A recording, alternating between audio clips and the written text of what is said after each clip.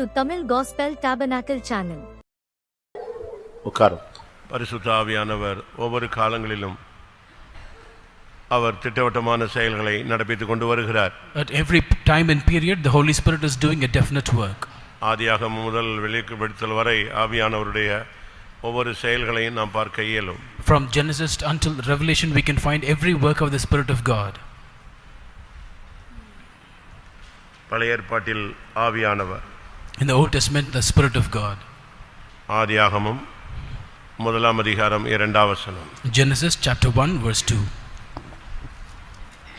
பூமியானது ஒழுங்கின்மையும் வெறுமையுமாய் இருந்தது, ஆழத்தின் மேல் இருள் இருந்தது, தேவ ஆவியானவர் ஜலத்தின் மேல் அசைவாடி கொண்டிருந்தார்.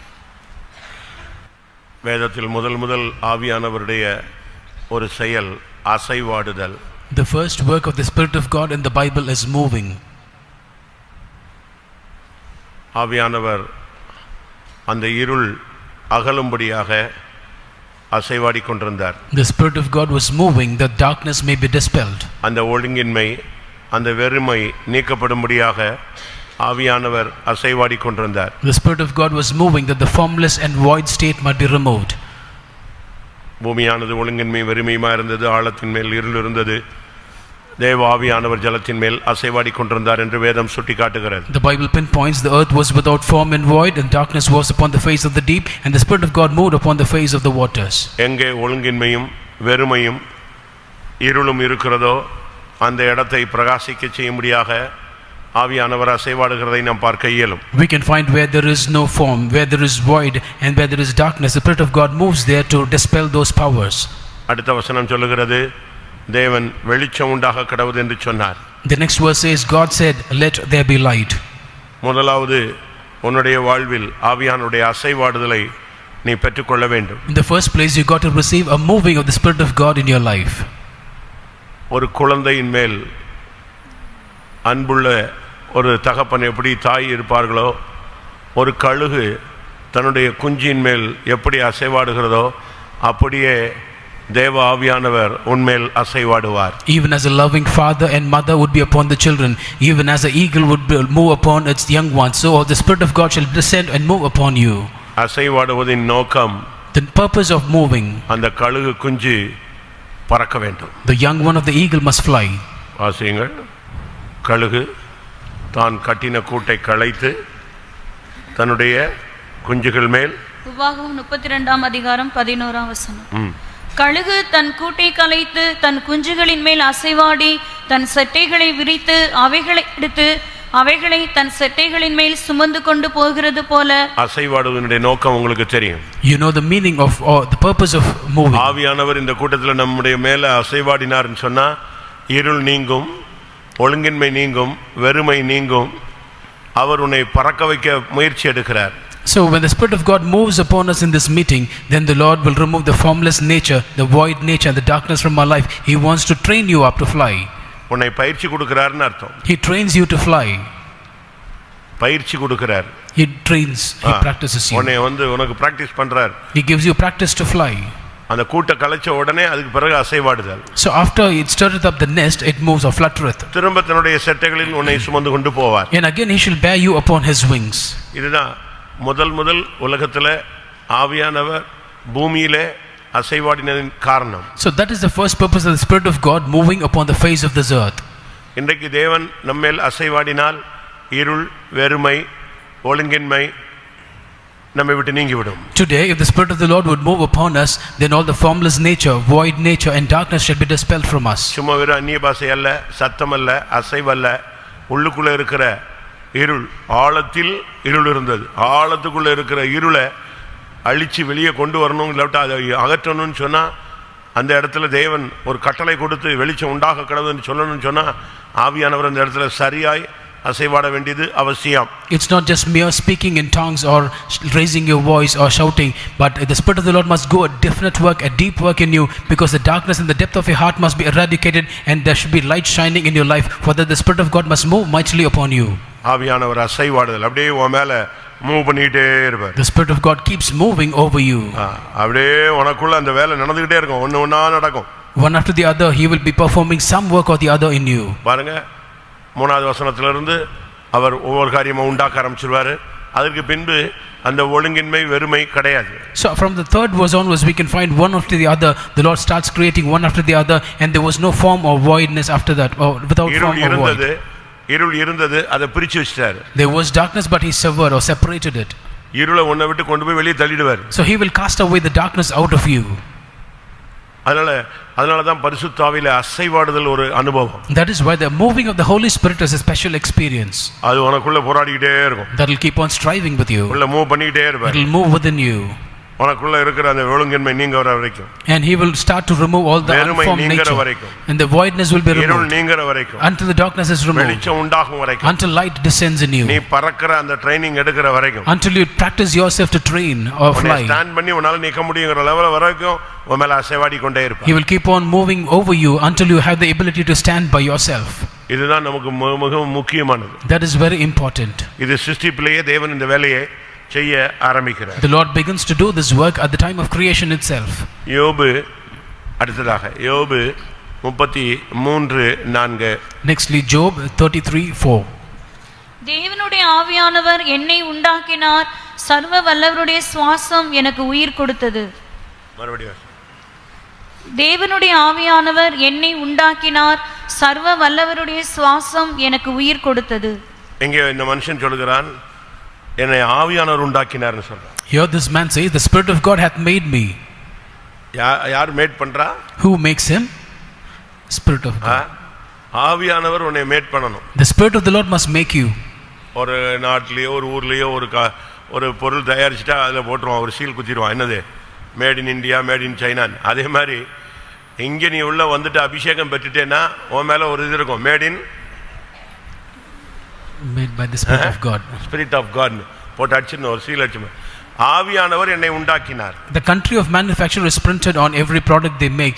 Similarly the Spirit of the Lord must make you. எப்படி உண்டாக்கினாரு? How does he make you? ஒன்று தேவ சாயல், one in the image of God, மற்றொன்று செம்மையானவன். secondly uprightly. ஆதியாகமம் 5:1.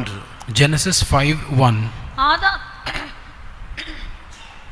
ஆதாமின் வம்ச வரலாறு. தேவன் மனுஷனை சிருஷ்டித்த நாளிலே அவனை தேவ சாயலாக உண்டாக்கினார். ஆவியானவர் ஒரு மனுஷனை எப்படி உண்டாக்குறாரு? How does the Lord make the Spirit of God make a man? சாயல், the likeness of God. இப்ப நம்ம எல்லாரும் நம்முடைய அம்மா அப்பா இல்லாட்ட முன்னோர்கள் ஏதாவது ஒரு சாயல் நமக்கு தென்படும்.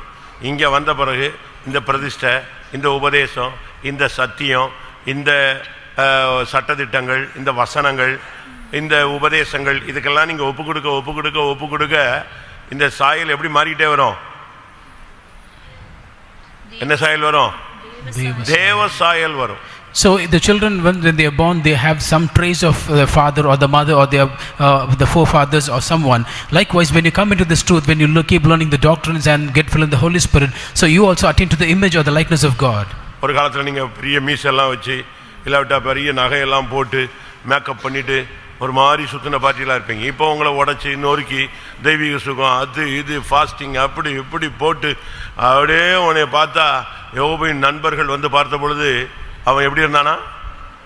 ஒரு தெரியாமல் போயிட்டான். அவனை ஏன்டா நீயாங்கிற லெவலுக்கு மாத்திட்டான்.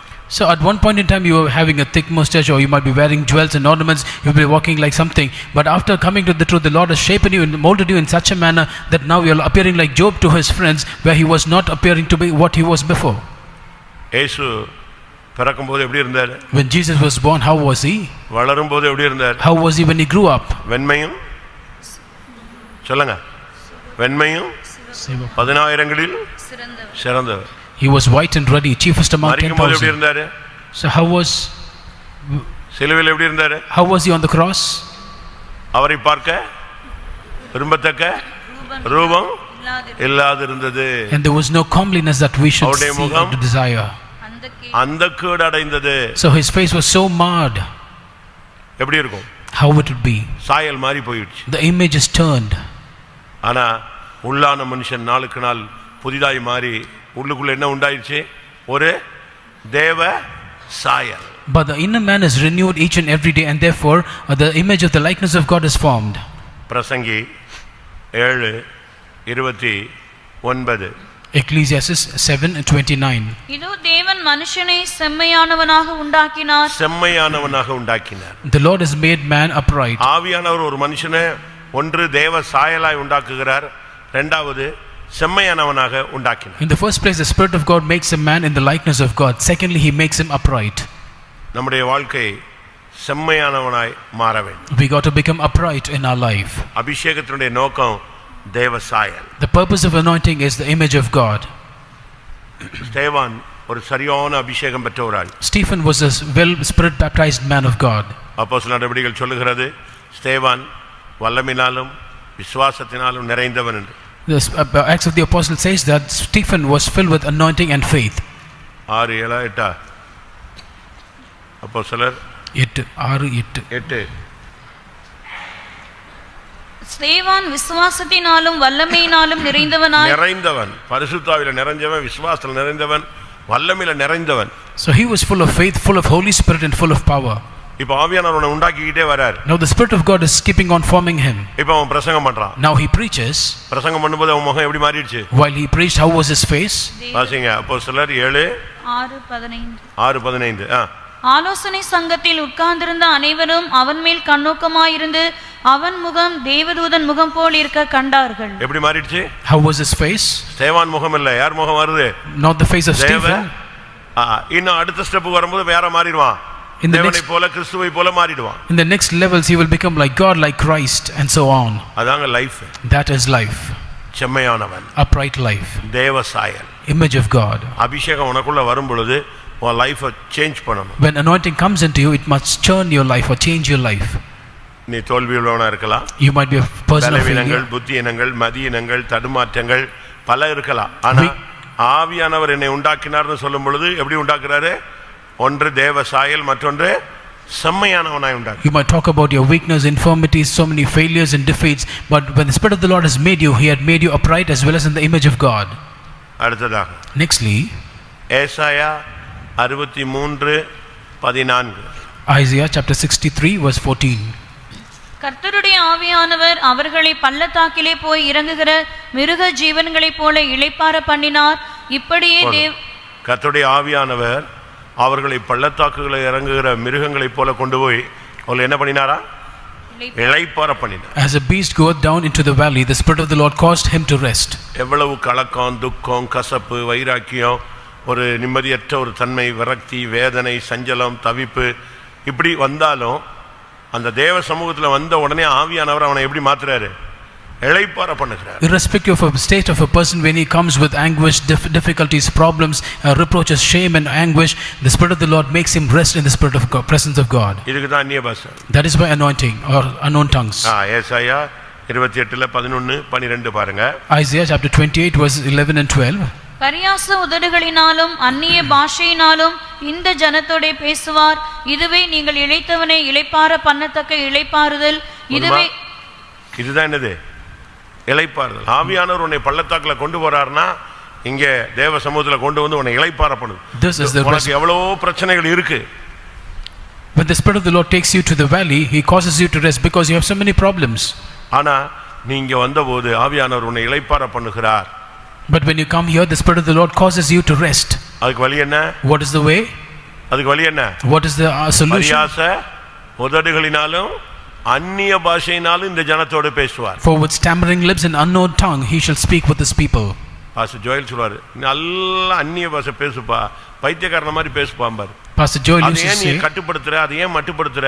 அவர் உள்ள வரட்டும், அவர் வாட்டுக்கு உனக்குள்ள பேசி அந்நிய பாஷை பேசுகிறவன் தனக்கு பக்தி உனக்குள்ளேயே ஒரு godliness உள்ள வந்துருது. So like a crazy person keep on speaking in unknown tongues, let the Spirit of the Lord come into you. Pastor Joel used to say this, and therefore because of that there is edification within you. உனக்குள்ளேயே ஒரு அபிஷேகம் உள்ள போராடி நல்ல அந்நிய பாஷை பேச வைக்கும். An anointing will come and strive within you and start making you to speak in unknown tongues. அந்த இளைப்பாறுதல் உள்ள வந்துரும். That rest must keep into you. அந்த இளைப்பாறுதல் வரும் பொழுது when the rest comes, உனக்கு ஒரு பெரிய நம்பிக்கை உண்டாயிடும். A great hope will be generated in you. அல்லாஹ் அந்நிய பாஷை பேசி பேசி பேசி பேசி தேவனோடு ஃப்ரீயா பேசுற லெவலுக்கு நீ வந்துருவீங்க. You will keep on speaking in unknown tongues. You will come to the state where you can freely communicate with God. இளைப்பாறுதல். Rest. ஆத்துமாவுல ஒரு இளைப்பாறுதல் இருக்கு. Rest in the soul. மத்தேயு 11:28-29. Matthew chapter 11 verses 28 and 29. வருத்தப்பட்டு பாரம் சுமக்கிறவர்களே, நீங்கள் எல்லாரும் என்னிடத்தில் வாருங்கள், நான் உங்களுக்கு இளைப்பாறுதல் தருவேன். நான் சாந்தமும் மனத்தாழ்மையுமாய் இருக்கிறேன். என் நுகத்தை உங்கள் மேல் ஏற்றுக்கொண்டு என்னிடத்தில் கற்றுக்கொள்ளுங்கள், அப்பொழுது உங்கள் ஆத்துமாக்களுக்கு இளைப்பாறுதல் கிடைக்கும். அப்போ ஆண்டவர் சொல்றாரு, ஆவியானவர்களை கொண்டு இளைப்பாற பண்ணுகிறார்னா நல்லா அந்நிய பாஷை பேசி பேசி அதுக்கு பிறகு ஆண்டவரிடத்தில் நீ கற்றுக்கொள்ளக்கூடியவனாய் மாறிவிடுவாய், ஸ்டூடெண்டா மாறிடுவாய். The Spirit of the Lord says that when you keep on speaking in unknown tongues and get filled in the Holy Spirit, that you will come into a rest whereby you will be filled with the Lord and speak with Him. கர்த்தரோட பேசுவார். The Lord will speak with you. நல்ல உனக்கு இளைப்பாறுதல் உண்டாகும். And you will have a good rest in your soul. சரீரத்துக்கு மட்டுமல்ல, Not only to your body, ஆவிக்கு மட்டுமல்ல, not only to your spirit, உன் ஆத்துமாவுக்கு இளைப்பாறுதல் கிடைக்கும். even there should be rest unto your soul. நீ கற்றுக்கொள்வாய். You will learn. நீ இன்னும் ரொம்ப கற்றுக்கொள்ள வேண்டியது இருக்கு. You have a lot of things to learn. ஒருத்தன் சொன்னா நான் கற்றது One person கையளவு, said, இன்னும் இருக்கிறது எவ்வளவு? கடல் அளவு. ஆண்டவர்கிட்ட உட்கார்ந்து கற்றுக்கொள்ளணும். ஆண்டவர் அருமையா உனக்கு சொல்லிக் கொடுப்பார். பேசாத, அமைதியாரு, பொறுமையாரு, கிருபை தருவேன், நான் உன்னை உயர்த்துவேன். ஆண்டவர்கிட்ட பேசு. நீ உட்கார்ந்து ஒரு மனவாட்டியை பற்றி பைபிள் சொல்லியிருக்கோம், நான் படுத்திருந்தேன், என் இதயமோ விழித்திருந்தது. இன்னொரு இடத்துல நான் படுக்கையிலேயே நான் பேசிக்கொண்டே இருந்தேன். யார்கிட்ட? தேவனிடத்துல பேசிக்கொண்டே இருப்பேன். a man says that what I've learned is just a span, but what I have not learned is like an ocean. And even the bride says that I was sleeping, but still my heart is awake. And as I sleep, I will also be speaking with the Lord. 2 நாளாகமம் 15:15 பார்க்கும்போது 2 Chronicles 15:15 says, இந்த ஆணைக்காக யூதா ஜனங்கள் யாவரும் சந்தோஷப்பட்டார்கள்.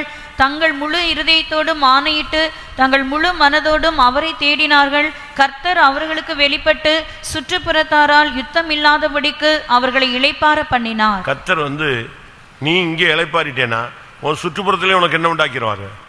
எல்லா இடத்துலையும் இளைப்பாறுதல் கிடைக்கும். When you rest here, the Lord will command a rest round about everywhere.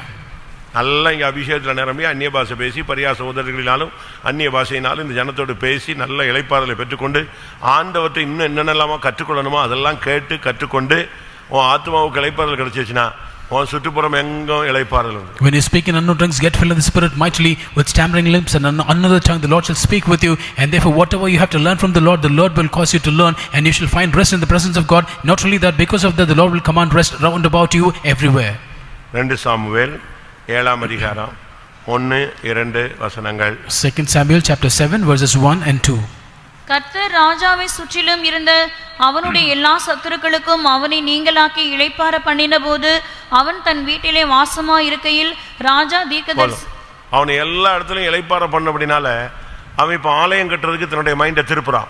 So now because the Lord has commanded rest unto him in every place, now he turns his mind to build the temple of God. மெய்யான இளைப்பாறுதல் உனக்குள்ள வரும் பொழுது உன் ஜீவியத்தை நீ கட்டி எழுப்ப ஆரம்பிப்பாய். When you have the true rest coming into you, you will build up your life truly. ஒன்று அசைவாடுதல். Number 1 is moving. இரண்டாவது Secondly, ஆவியானவர் என்னை உண்டாக்கினார்.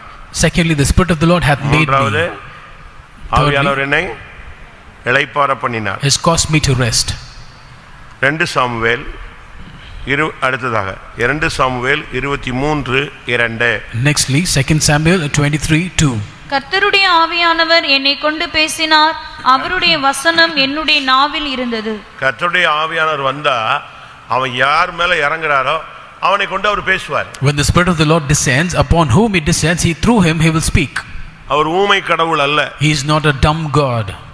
அவர் பேசாத மரமோ கல்லோ அல்ல, அவர் பேசும் தெய்வம். He is not a tree or a stone which cannot speak. He is a God who speaks. யாரை கொண்டு பேசுவாரு? Through whom shall he speak? ஊழியக்காரங்களை கொண்டா? Through the servants of God? சபையில தீர்க்கதரிசிகளை கொண்டா? Or is it only through the prophets in the church? Bible சொல்லுகிறது ஆவியானவர் யாரை கொண்டு பேசினாரா? The Bible says through whom the Spirit of the Lord has யாரை கொண்டு spoken. பேசினார்? Upon by whom? நீங்க வாசிக்கும்போது எப்படி வாசிப்பீங்க? When you read it, how will you read? ஆவியானவர் என்னை கொண்டு பேசினார். The Spirit of the Lord spake by me. ஒவ்வொருத்தரை கொண்டும் கர்த்தர் பேசுறதுக்கு ஆசைப்படுறார். The Lord desire to speak to everyone or through everyone. உங்களுக்கு ஒரு பிள்ளை இருக்கு. You might have a child. அந்த பிள்ளை பேசாம இருந்தா எப்படி இருக்கும்? If the child doesn't speak, how it will be? அந்த பிள்ளை பேசணும்னு ஆசைப்படுவீங்களா இல்லையா? Will you not desire that your child must speak? அதுபோல ஆண்டவர் உன்னை கொண்டு பேச விரும்புகிறார். Likewise, the Spirit of God desires to speak through you. அதனால தான் அந்த மனுஷன் சொல்றான், ஆவியானவர் என்னை கொண்டு பேசினார்னு தைரியமா சொல்றான். That is why this man says boldly, the Spirit of God spake through me. அப்படி பலரை கொண்டு பேசினதுனால தான் இந்த பைபிள் நம்ம கையில இருக்கு. It's because the Lord has instructed or spoken through so many people we have this Bible in our hand. அப்படிதானே? Is it not so? Bible இப்ப கையில நம்ம கையில இருக்கிறதுக்கு காரணம் என்ன? What is the reason we hold the Bible in our hands? 2 பேதுரு 1:21. 2 Peter 1:21.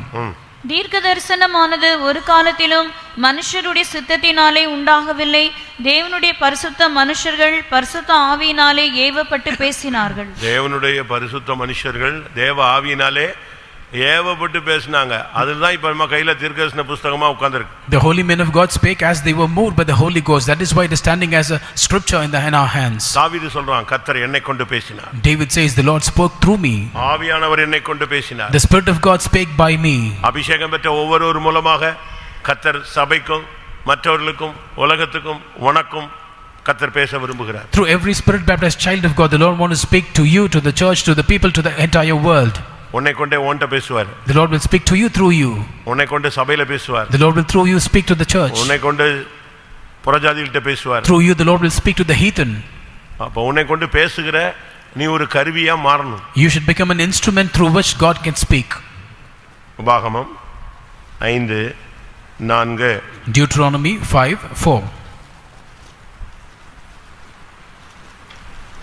இல்லையா? கர்த்தர் மலையிலே அக்கினியின் நடுவில் இருந்து முகமுகமாய் உங்களோடே பேசினார். எப்படி பேசினார் ஆண்டவர்? How did the Lord speak? கர்த்தர் மலையிலே எப்படி பேசினாரு? அக்கினியின் மூலமாக முகமுகமாய் பேசுவார். The Lord will speak face to face upon the mountain out of the midst of fire. அப்படி ஒரு பிராக்டீஸ் இருக்கு.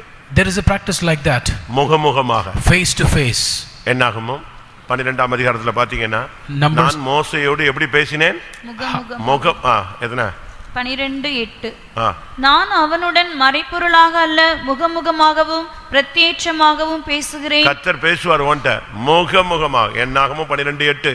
Numbers 12:8 says the Lord will speak with you face to face or mouth to mouth. நேருக்கு நேர் முகமுகமா கர்த்தர் பேசுகிற தெய்வம். So God is a God who will speak face to face with you. உன்னை கொண்டு பேசுவார். He will speak through you. உபாகமம் 4:12 நீங்கள் அதை பார்க்கலாம். In Deuteronomy 4:12 also we read the same. அந்த அக்கினியின் நடுவில் இருந்து கர்த்தர் உங்களோடே பேசினார், வார்த்தைகளின் சத்தத்தை நீங்கள் கேட்டீர்கள். போதுமா? தெளிவா பேசுறாரு, அந்த சத்தத்தை நீங்கள் கேட்கலாம். Openly the Lord has spoken, you might hear the voice clearly. இது ஒரு practice. This is a practice. இது எல்லா விசுவாசிகளுக்கும் தேவை. All believers need this experience. கர்த்தர் உன்னை கொண்டு பேசினார். The Lord through you speaks. யார கொண்டு பேசுறதெல்லாம் விட்டுரு. Forget about speaking with through others. யார் மூலமாவோ கர்த்தர் பேசினார் நீ கேட்டு எத்தனையோ வருஷம் ஆகி சலிச்சு போச்சு புளிச்சு போச்சு. இனி கர்த்தர் உன்னை கொண்டு பேசட்டும். So many years it has passed saying that the Lord has spoken through someone or by some other means. That is all over. But now the Lord must speak through you. பேசுவாரா பேச மாட்டாரா? Will he not speak? எனக்கெல்லாம் தகுதி இல்லங்கறீங்களா? Do you say I'm not worthy? கழுதையா இருந்தா கூட அது கூட வச்சு அது மூலமா கர்த்தர் என்ன செய்வாரு? பேசுவாரா பேசலையா? பேசுவார். Even if it is an ass, the Lord will speak through that ass. யாத்திராகமம் 33:9 வாசி. Exodus chapter 33 verse 9. மோசே கூடாரத்துக்குள் பிரவேசிக்கையில் மேக ஸ்தம்பம் இறங்கி கூடார வாசலில் நின்றது. கர்த்தர் மோசேயோடே பேசினார். போதுமா? மோசேட்ட பேசுறார், டைரக்டா பேசுறார். மகனே இதுதான் எல்லாத்தையும் கர்த்தர் பேசுவார். The Lord spake without obscurity to Moses directly. 33:11 யாத்திராகமம் 33:11. ஒருவன் தன் சிநேகிதனோடே பேசுவது போல கர்த்தர் மோசேயோடே முகமுகமாய் பேசினார். எப்படி? யார மாதிரி பேசினாரா? How does the Lord speak? Just ஒரு friend மாதிரி பேசினார். He speaks like a friend. எப்படி இருக்கும் அவன் லைஃப்? See his life. ஆவியானவர் இறங்கினா இப்படி எல்லாம் பேசுவார். When the Spirit of the Lord descends, this is all the manners he will speak. நீ அறை வீட்டை பூட்டிக்கொள். You have to shut the door. அந்தரங்கத்துல உன் பிதாவை நோக்கி அபயமிடு. In secret cry out to your father. உன்னை நேரடியா வந்து பேசுவார். Directly he will come and speak with you. உட்கார்ந்து பேசுவார். He will sit down and speak with you. உனக்கு கற்றுக் கொடுப்பார். He will teach you. உன் மேல அசைவாடுவார். He will move on you. உன்னை உண்டாக்கினவர் உன்னை உருவாக்கினவர் உனக்கு துணை செய்வார். The one who has made you, the one who has created you, he shall help you. ஆத்துமாவில சரீரத்தில உன்னை ஆவியில இளைப்பாற பண்ணுவார். He will cause you to rest in your spirit, in your soul and in your body. உன்னை கொண்டு அவர் பேச ஆரம்பிப்பார். Yes, he will speak starting through you. எல்லாரும் கண்களை மூடுவோம். Let us all close our eyes. ஆவியானவர் இன்னைக்கு சில காரியங்களை திட்டவட்டமாக நம்முடைய மத்தியிலே செய்ய விரும்புகிறார். Today the Spirit of the Lord wants to do certain definite work in our lives. அசைவாடுதல், moving, உண்டாக்குதல், creating, இளைப்பாற பண்ணுதல், causing to rest, உன்னை கொண்டு பேசுதல், speaking through you. எல்லாரும் கண்களை மூடி முழங்கால் போடலாமா? Let us all close our eyes. Shall we kneel down? ஒரு 15 நிமிடம், about 15 minutes. கர்த்தருடைய இந்த 4 காரியங்களும் நமக்குள்ள அந்த மகத்தான ஆவியானுடைய செயல்கள் நடப்பிக்கப்படும்படியாய் நீங்கள் ஒப்பு கொடுத்தால் அது நடக்கும். If you surrender, that all these glorious magnificent 4 things might happen in our life. If you surrender, it shall happen in your life truly. எத்தனை பேருடைய ஒழுங்கின்மை, வெறுமை, இருள் நீங்கி வெளிச்சம் உண்டாகணும்னு விரும்புறீங்களோ அவங்க எல்லாம் ஆண்டவரே அசைவாடும் ஆவியேன்னு கேளுங்க. All those who desire that your unformed nature, your void and darkness must turn in your life, ask the Lord, Lord, please move over me. எத்தனை பேர் உங்களை தேவ சாயலாக மாற்றணும்னு, செம்மையானவனாய் மாற்றணும்னு விரும்புறீங்க? அத்தனை பேர் வாயை திறந்து கேளுங்க. Everyone who desires that you should be changed to the likeness of God and you should be made upright, open your mouth and ask the Lord. துக்கம், சஞ்சலம், தவிப்பு, கவலை, வேதனையோடு வந்தவர்கள் எத்தனை பேர் இன்றைக்கு சரியா அந்நிய பாஷை பேசுங்கள், உங்களை ஆவியானவர் இளைப்பாற பண்ணுவார். People who come with sorrow, sighing, difficulties, pain and shame, open your mouth and ask unto the Lord. The Spirit of the Lord will change your life. ஆண்டவர் பேசலையே நீ துக்கப்படுற. You agree that the Lord is not speaking with you. ஆமென். இதுதான் சவுலுக்கு நடந்த கேடு. That was the difficulty which fell upon Saul. சவுலோடு ஒரு காலத்துல கர்த்தர் பேசிக் கொண்டிருந்தார். At one point the Lord was speaking with இப்ப Saul. பேச முடியல. But now he couldn't. அவன் தோற்று போனான். And he was defeated. இன்றைக்கு ஆவியானவர் உன்னை கொண்டு பேச விரும்புகிறார். Today the Spirit of the Lord wants to speak through you. அந்நியனை கொண்டு அல்ல. Not through a stranger. அபிஷேகம் பெற்ற உன்னோடு உன்னை கொண்டு பேசுகிறார். The Lord speaks through you, the Spirit baptized. வாயை திறந்து கேட்கலாமா? Shall we open our mouth and ask? உங்களுக்கு இந்த எக்ஸ்பீரியன்ஸ் எது வேணுமோ அதை கேளுங்க. Whatever experience you like, you ask of the Lord. இல்ல நாலுமே தேவைன்னா வாயை திறந்து கேளு. If you want all the 4 experiences, open your mouth and ask. இன்னைக்கு உன் முழங்காலுக்கு கர்த்தர் பதில் கொடுக்க வேண்டும். Today the Lord must answer your request. இன்னைக்கு ஆவியானவர் உன்மேல் அசைவாட போகிறார். Spirit of the Lord is going to move upon you today. உன்னை உண்டாக்க போகிறார். He's going to make you. உனக்கு ஒரு இளைப்பாறுதல் தர போகிறார். Going to command a rest in your life. இன்றைக்கு கர்த்தர் திட்டவட்டமாய் உன்னோடு பேச விரும்புகிறார். Thus the Lord wants to definitely speak with you. Hallelujah, hallelujah, hallelujah.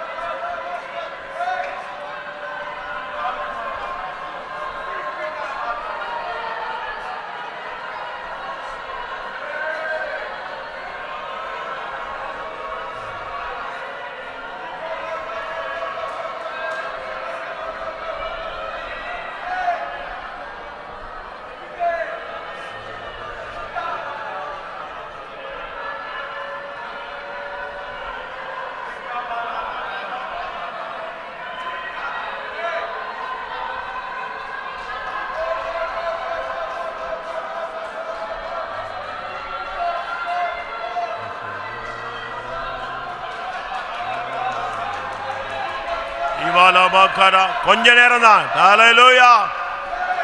ஆமென்.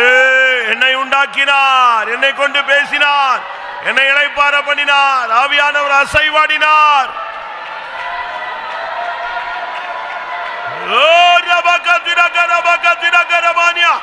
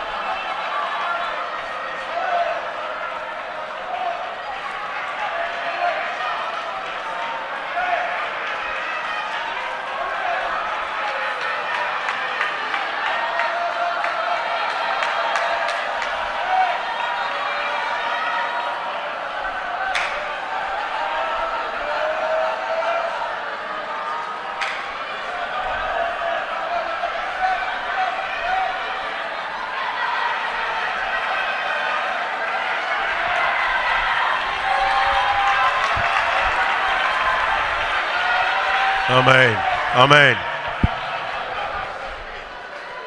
நீங்கள் கேட்கிற விதத்தில் பெற்றுக்கொள்வீர்கள். In the way that you ask, you shall receive. Bible என்ன சொல்லுகிறது? What does the Bible say? கேட்கிற எவனும் பெற்றுக்கொள்கிறான். For everyone who asketh receiveth. அப்ப நீங்க இப்ப கேட்கணும். Now you must ask. ஆண்டவரே என்னை தேவ சாயலாக செம்மையானவனாக இப்ப என்னை உண்டாக்கும். Lord, right now make me in the image of God as well as upright. ஆவியானவர் இப்பொழுது என்னை உண்டாக்கும். Now the Spirit of God make me. எத்தனை பேர் கேட்க போறீங்க? How many of you are going to ask the Lord? ஆண்டவரே ஆவியானவர் என்னை கொண்டு பேசும். The Spirit of God speak through me. எத்தனை பேர் கேட்க போறீங்க? How many of you are going to ask the Lord? ஆவியானவரே என் மேல் அசைவாடும். Spirit of God move over me. எத்தனை பேர் கேட்க How many போறீங்க? of you are going to ask the Lord? நீங்க கேட்கறத பொறுத்து தான். It depends on how you ask. ஆண்டவரே எனக்கு ஒரு இளைப்பாறுதலை தாரும். Lord, grant me a rest. அபிஷேகத்தினால் என்னை இளைப்பாற பண்ணும். By anointing cause me to rest. நீங்க கேளுங்க, இன்னைக்கே கர்த்தர் உங்களுக்கு அதை தருவார். You ask today itself, the Lord shall grant it to you. இதோ உண்டாக்குகிற தேவன். Behold, God who creates. உன்னை உருவாக்குகிற தேவன். The Lord who forms you. உனக்கு துணை செய்கிற தேவன். The Lord who works in you.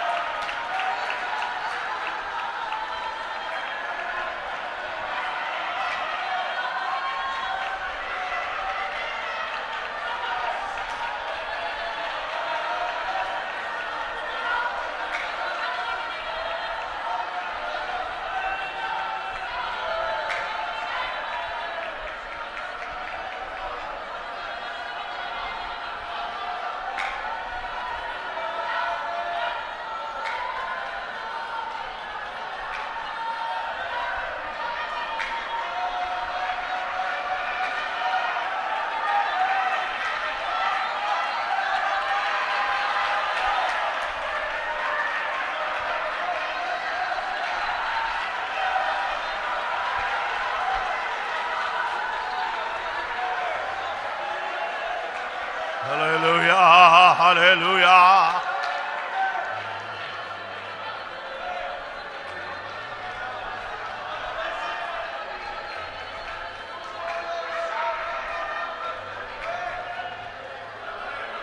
Hurabala, Hibala, Hibala Bakara, Raisabanara, Maikibina Sana, Ega Dunaina Bana, Alabala.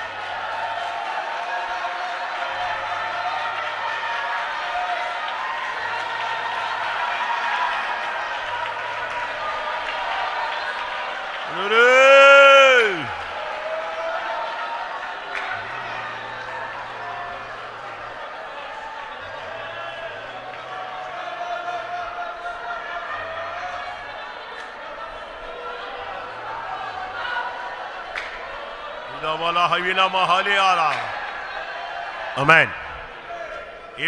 இன்னும் ஒரு 5 நிமிஷம் இருக்கு. We have just about 5 minutes left. இதுக்குள்ள ஒரு அபிஷேகம் உன்னை சந்திக்க போகிறார். A mighty anointing is going to visit you. மெயினா கர்த்தர் உன்னை கொண்டு பேச போகிறார். Predominantly the Lord is going to speak through you. கர்த்தருடைய வாயாய் நீ மாற போகிறாய். You are going to become the mouth of God.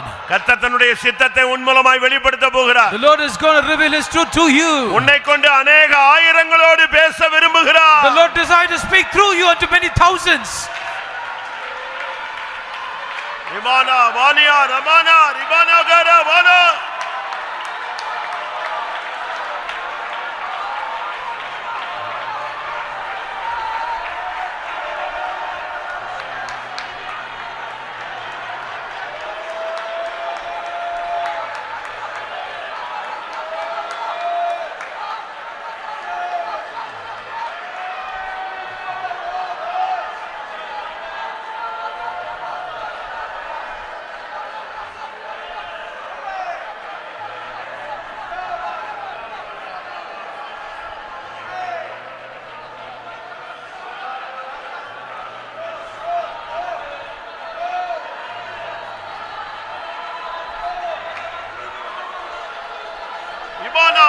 Baraba karabala karabala baraba ora bakara bakara bakatura bakatura kara aviyanavare aviyanavare aviyanavare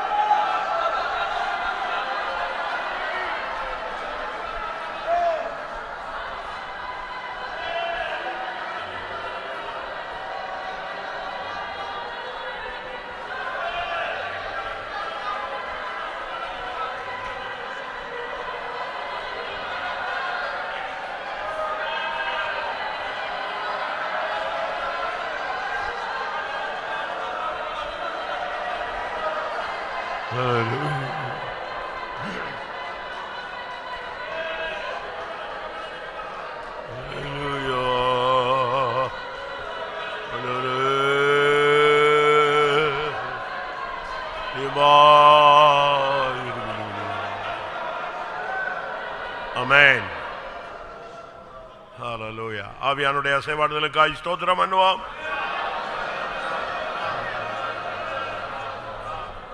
ஆவியானுடைய மகத்தான செயல்களுக்காய் ஸ்தோத்திரம் பண்ணுவோம். ஆவியானவர் நம்மை உண்டாக்குகிறார், நம்மை உருவாக்குகிறார், நமக்கு துணை செய்கிறார், நம்மை மகிமையிலே கொண்டு போய் சேர்க்கிறார். அதற்காக ஸ்தோத்திரம் பண்ணுவோம்.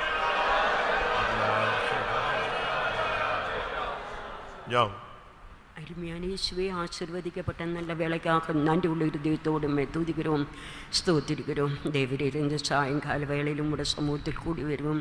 நாங்கள் உம்முடைய சமூகத்தை அனுபவிக்கும் காத்திருந்த கர்த்தாவே, எங்களோட வல்லமையை புதுப்பிச்சும் உயர்ப்பிக்கப்பட்டவராக இளைப்பாறுதலை பெற்றுக்கொண்டு உம்முடைய சமூகத்தில் கர்த்தாவை கூடி வந்த நேரம் முதல் நீர் எங்களை ஆசீர்வதித்தபடியால் ஸ்தோத்திரம். பரிசுத்தாவியானவர் எங்களோட மத்திய வல்லமையாக கிரியை செய்து எங்களுடைய ஜீவிதத்தில் கர்த்தாவை ஒரு புதுப்பிക്കുന്ന அனுபவம், ஒரு உயர்ப்பிக்கப்படுന്ന அனுபவம், இருள் நீക്കുന്ന ഒരു അനുഭവം തന്നു കർത്താവെ. നീരങ്ങളെ നടത്തിയപടിയാൽ സ്തോത്രം. ദേവ സമൂഹത്തിൽ കൂടി വരും നേരമെല്ലാം ഒരു ഇളയപ്പാറുതലോടെ ഞങ്ങൾ കർത്തര സമൂഹത്തെ അനുഭവിക്കുമ്പടി കൃപ ചെയ്തേ. ഒന്നുമില്ലായ്മയിൽ നിന്ന് എല്ലാവറ്റും ഉരുവാക്കും ദേവൻ இந்த வேலை எங்களோட மத்திய கடந்து வந்த ஒவ்வொரு உள்ளங்களுக்கும் ஏற்றவாறு கர்த்தாவை ஒவ்வொரு நிமித்தமும் பேசும்படியும் கிருபை செய்தீரே. நீரை ஒவ்வொரு மூலமாக தனித்தனியாக தங்களோடு பேசும் நம்முடைய வசனத்தின் மூலம் இடப்பட்டபடியாக ஸ்தோத்திரம். நீர் அப்படியே இந்த நாட்களில் எங்களோட மத்திய கிரியை செய்யும். ஒவ்வொருவரும் தீர்க்கதரிசிகளாக காணப்பட உதவி செய்யும். உம்முடைய சமூகத்தில் காத்திருந்தும் புதுப்பிக்கப்பட்டவராக உயர்ப்பிக்கப்பட்டவராக உம்முடைய சமூகத்தில் கர்த்தாவே உம்முடைய சாயலை அணி கூடுதானவரும் வல்லமை அபிஷேகம் உடையவராக மகிமையிலும் நீரங்களை கொண்டு சேர்க்கும் அளவுக்கு நாங்கள் உம்முடைய சமூகத்தில் இந்த நாட்கள் புதுப்பிக்கப்படும், உயர்ப்பிக்கப்படும், ஆவியானோட வல்லமேறி அபிஷேகத்தினால் நிரப்பப்படும். நீர் உன்னோடு எங்களுக்கு சகாயம் பண்ணும். இந்த நாளிலும் பெற்ற அபிஷேகத்துக்காக, கிருபைகளுக்காக, வரங்களுக்காக யாவரையும் நீர் ஆசீர்வதித்தபடியாக ஸ்தோத்திரம். தொடர்ந்து நம்முடைய சமூகங்களோடு இருக்கும். பரிசுத்த ஆவியானவர் வல்லமையாக கிரியை செய்யும். கடைசி காலத்தில் மாம்சமான யாவர் மேலும் என் ஆவியை ஊற்றுவையும் நம்முடைய வாக்குத்தத்தத்தின்படி இந்த நாட்கள் பரிசுத்த ஆவியானவர் வல்லமையாக கிரியை செய்து அபிஷேகம் பிரார்த்திக்கும் அத்தனை பேர்களையும் அபிஷேகித்து வல்லமையினாலும் நிறைக்கும். இரவில் நடக்கும் ஜெபத்தை பார்வெடுக்கும், ஜெபிக்க அநேகரை எழுப்பிவிடும். கர்த்தாவே, நாளைய தினம் நடக்கும் சபை கூடி வருவதற்காய் ஸ்தோத்திரம், ஆசீர்வாதங்களுக்காய் ஸ்தோத்திரம். நாங்கள் நினைக்கிறதற்கும் வேண்டிக் கொள்வதற்கும் மேலாக நீரங்கட மத்திய கிரியை செய்யும்படியாய் ஸ்தோத்திரம். தொடர்ந்து நம்முடைய சமாதானம் நம்முடைய ஜனங்களோடு கூடியிருக்கும். நம்முடைய வரியை நம்பிக்கையினால் நிரப்பி நீர் எந்த வேலை வந்தாலும் சந்திக்குவேன் ஒரு ராவலோடு வாஞ்சியோடு கரைதலை இல்லாத ஒரு ஜீவன் செய்த கர்த்தரை சந்திக்கவும் தகுதிப்படுத்தும்.